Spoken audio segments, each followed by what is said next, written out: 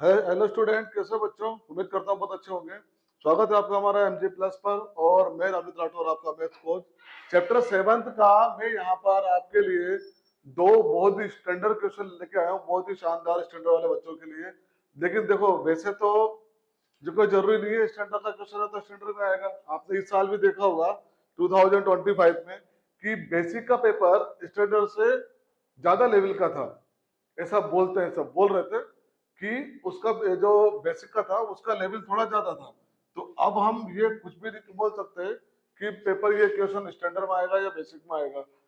तो हमें तो अब सबको साथ लेके चलना है। हालांकि क्वेश्चन जो है वो स्टैंडर्ड के हैं, लेकिन अगर बेसिक में आ जाए तो हम क्या कर सकते हैं इसमें। तो देखो, चैप्टर 7 के क्वेश्चन है ये।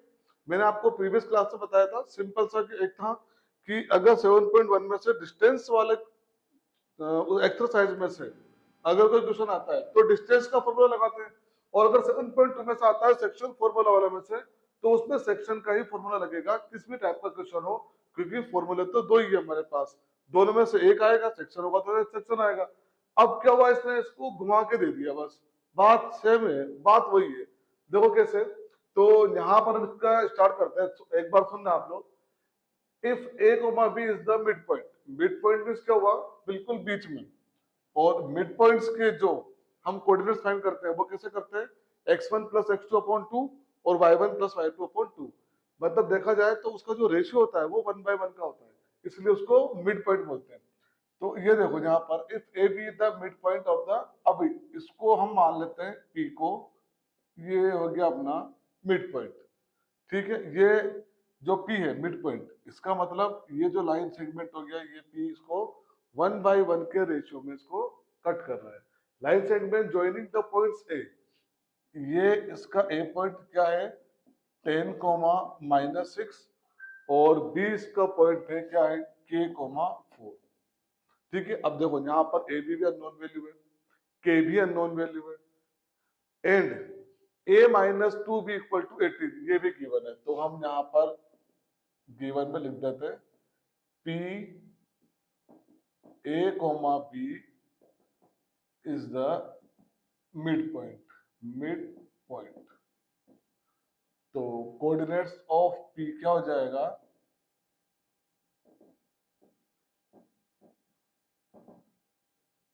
क्या हो जाएगा, मिड पॉइंट के कोऑर्डिनेट्स क्या हो जाएंगे, x1 प्लस x2 अपॉन 2 और y1 प्लस y2 अपॉन 2। ठीक है, अब देखना है यहाँ पर ये करना वही है, वही सेक्शन फॉर्मूला। देखो x, ये x1, ये y1, ये x2, ये y2 और ये m1 m2 होता है। लेकिन यहाँ पर हम मिड पॉइंट का लगा रहे हैं, सिंपल। हालांकि ये भी उसी से आता है, आप देख सकते हो। वहां पे क्या था अपने पास, m1 x2, तो जहां भी जो mn था वहां क्या जाएगा 1 1। और 2 क्यों आ रहा है, क्योंकि हम m1 प्लस m2 करते थे, इसलिए 2 यहाँ पर तो है वही। बस अलग से इसको याद रखना, x1 plus x2 upon 2, y1 plus y2 upon 2। ठीक है, अब ये मिड पॉइंट का दे रखा है ये, इसका मतलब a और b, पी के कोऑर्डिनेट्स क्या है। तो x1 यहाँ पर क्या आएगा, ये 10, x2 क्या आएगा, k upon 2 equal to a। ठीक है, इसको अपन ने सिंपल कर लिया इसको, तो 10 प्लस k इक्वल टू 2 है। अब ना तो अपने पास k की वैल्यू पता है और ना ही a की वैल्यू पता है, दोनों हमारे लिए अननोन है। दूसरे केस में हमने क्या लिया, y1 प्लस y2, तो b इक्वल टू, तो y1 अपने पास -6 plus 4 upon 2 equal to b, ये हमने ले लिया। तो यहाँ पे क्या हो जाएगा, अब -6 प्लस 4 -2 इक्वल टू 2b, और ये 2 से 2 कटा और b इक्वल टू आ गया -1। b की वैल्यू क्या आएगी, -1। अपना टारगेट क्या है, value of k। A B को पूछा ही नहीं, ए बी की तो बस डिस्टेंस पूछी है बाद में। वो डिस्टेंस कब आएगी, जब हमें के की वैल्यू पता होगी। तो अपना जो टारगेट है वो वैल्यू ऑफ के है। तो अब यहाँ पर हमें ये बी आ गया अपने पास, एक इक्वेशन और अपने पास गिवन थी ये वाली। तो यहाँ पर ए माइनस 2b इक्वल टू 18 था। तो जब b की वैल्यू हम जब यहाँ रखेंगे तो a 2 into -1 equal to 18, a plus 2 equal to 18, और a इक्वल टू आ जाएगा 18 माइनस 2 16। a की वैल्यू आएगी 16, b की वैल्यू आएगी -1। तो यहां से फ्रॉम इक्वेशन 1, अब आप देख सकते हो यहाँ पर, देखो फ्रॉम इक्वेशन 1, इक्वेशन 1 से हम यहां से इसमें रखेंगे एक ही वैल्यू, देखो यहाँ पे रखा हमने, तो 10 प्लस के इक्वल टू 2 इंटू 16 ये रखा।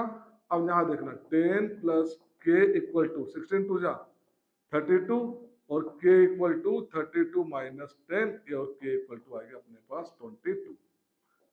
ये बहुत ही शानदार क्वेश्चन था, बच्चे इसमें कंफ्यूज हो जाते हैं कि इसका क्या करेंगे, इक्वेशन फॉर्म कैसे आ गई इसके अंदर, इसलिए मैंने दोनों ही क्वेश्चन में इक्वेशन फॉर्म रखी है, देख सकते हो आप लोग, ताकि हमें कंफ्यूज इस तरह के क्वेश्चन आए।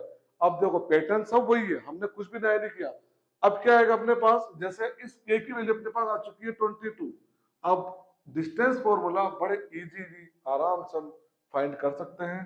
तो डिस्टेंस क्या हो जाएगी, जैसे ए बी इक्वल टू, ये रूट में चले हम, ए बी इक्वल टू क्या होता था अपना x2 माइनस x1, तो अपने पास x2 क्या है 22 और ये माइनस 10 का whole square plus y2 minus y1, तो ये y और जो 1 है ये माइनस में था y1, तो ये प्लस में हो गया, ये हो गया इधर का स्क्वायर। यहाँ पर 22 माइनस 10 कितना हो गया 12 का स्क्वायर और ये 10 का स्क्वायर। अब आप लोग देख सकते हो, ये तो बच्चों सबको ही पता होगा कि 12 का स्क्वायर होता है 144 और 10 का 100, ये हो गया 244। अगर इसका स्क्वायर रूट निकालने में बैठेंगे तो निकलेगा नहीं, हम ज्यादा से ज्यादा इसको इस फॉर्मेट में चेंज कर सकते हैं। 244 को मैंने लिखा 4 इंटू 61 और 4 का स्क्वायर रूट होता है 2 और अपने पास ये क्वेश्चन आ गया यूनिट में नाम से यहाँ दे दे और ये हो गया अपना आंसर। देखो कितना शानदार सा क्वेश्चन था ये, बहुत बढ़िया। यहाँ पर एक बार फिर से मैं बता रहा हूँ, देखो यहाँ से ए बी जो था वो मिड पॉइंट के कोऑर्डिनेट्स थे, मिड पॉइंट कोऑर्डिनेट होता है x1 plus x2 upon 2 y1 plus y2 upon 2। By chance अगर आप भूल भी जाओ गलती से तो आप इसमें भी सेक्शन फॉर्मूला का यूज कर सकते हो और वो आसानी से हो जाएगा, वही है ये, ठीक है। उसके बाद हमने मिड पॉइंट्स को लिया, जैसे हम x इक्वल टू रखते थे ना बस वही है कि x1 plus x2 upon 2 equal to है, तो 2 चला गया अपने क्रॉस में और y1 प्लस y2 अपॉन 2 और ये b चला गया इधर -2 इक्वल टू 2b, 2 से 2 कटा, b equal to -1, b equal to -1 जो इक्वेशन गिवन थी उसमें रखा, तो a की वैल्यू में मिली 16। जब a की वैल्यू 16 मिली तो हम वापस से इक्वेशन 1 की तरफ गए, जहां हमने a की वैल्यू पुट की और k की वैल्यू अपने पास आई 22 और जैसे ही k की वैल्यू आई हम इजीली डिस्टेंस फॉर्मूला लगा के हमने अपना आंसर फाइंड कर लिया। अब ये जो क्वेश्चन है ये 5 नंबर के क्वेश्चन में आएगा और क्वेश्चन हार्ड नहीं है, बस थोड़ा सा घुमा रखा है, ठीक है बच्चों। तो आया बात समझ में। अब देखना दूसरा वाला, देखना इसी का सेकंड पार्ट, बहुत अच्छे क्वेश्चनों में से एक है, स्टैंडर्ड वाले बच्चे तो खासकर छोड़ना मत इस तरह क्वेश्चन को। और अब ये दूसरा वाला देखते हैं, इसमें भी एक इक्वेशन है और इसमें तो कुछ है ही नहीं अपने पास। फर्स्ट सेकंड वाला जो क्वेश्चन है इसमें अपने पास कुछ भी नहीं है, बस दो कोऑर्डिनेट्स अपने पास गिवन है और हमसे पूछा है क्या, रेशियो पूछा है उसने। अब रेशियो पूछा है तो इसका मतलब हमें, अभी थोड़ी देर पहले मैंने बताया था जब भी रेशियो पूछे तो हमें क्या लेना है इसमें, k/1। देखते हैं इसका भी वही, determine the ratio in which the line. अब देखना ये एक लाइन है, लाइन को उसने नाम भी दे दिया a और b, ये a और ये b। स्टैंडर्ड वाला क्वेश्चन है 2, -2 और ये b है 3, 7, ठीक है। अब एक लाइन ऐसे इस तरह से मान लो, किसी भी तरह से ये एक लाइन है, जो लाइन है उसकी इक्वेशन फॉर्म में दे रखा है 2x + 1 - 4 = 0, ठीक।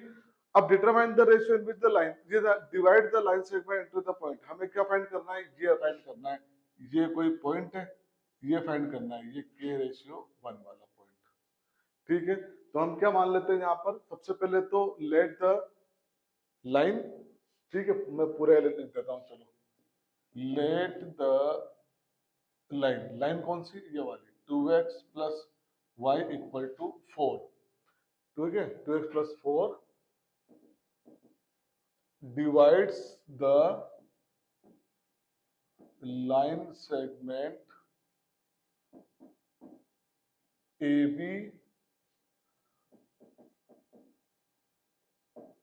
joining the points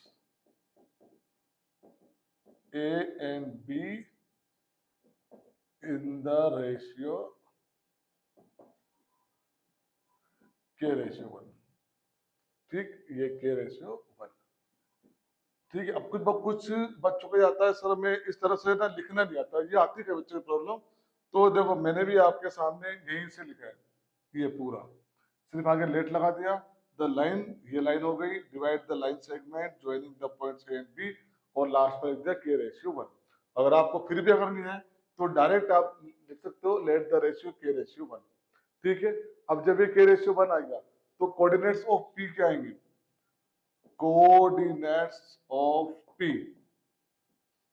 ठीक है, जहां हम एक्स वाई मानते थे उसके अकॉर्डिंग अब हम क्या करेंगे, इसको क्या करेंगे, ये हो गया अपना M2 और ये हो गया अपना M1 M2, ये हो गया अपना वही पुराना x1 y1 और ये हो गया x2 y2। Same to same वही चल रहा है, कुछ भी चेंज नहीं किया। अब क्या होता था इसमें, M1 की वैल्यू क्या थी अपने पास k, x2 तो ये कितना आ गया 3k, फिर प्लस M2 x1 तो M2 का तो 1 है तो ये 2 आ गया, और ये क्या बचा k+1। दूसरा वाला फिर क्या आएगा M1/2, M1/2 कितना आ गया 7k, और ये माइनस में था तो -2, और ये आ गया k+1। ये किसके कोऑर्डिनेट्स आए, P के, क्योंकि हम यहाँ पे मान लेते हैं एक पॉइंट से यहाँ पर P, ये उसके कोऑर्डिनेट्स आ गए। अब अपने पास कुछ है ही नहीं इस लाइन के अलावा, तो अब क्या करेंगे, उसने क्या बोला कि ये जो लाइन है 2x plus y minus 4 equal to 0, ये इसी लाइन पे लाई कर रही है। इसका मतलब ये जो P के कोऑर्डिनेट्स है ये इस लाइन को सेटिस्फाई करेंगे।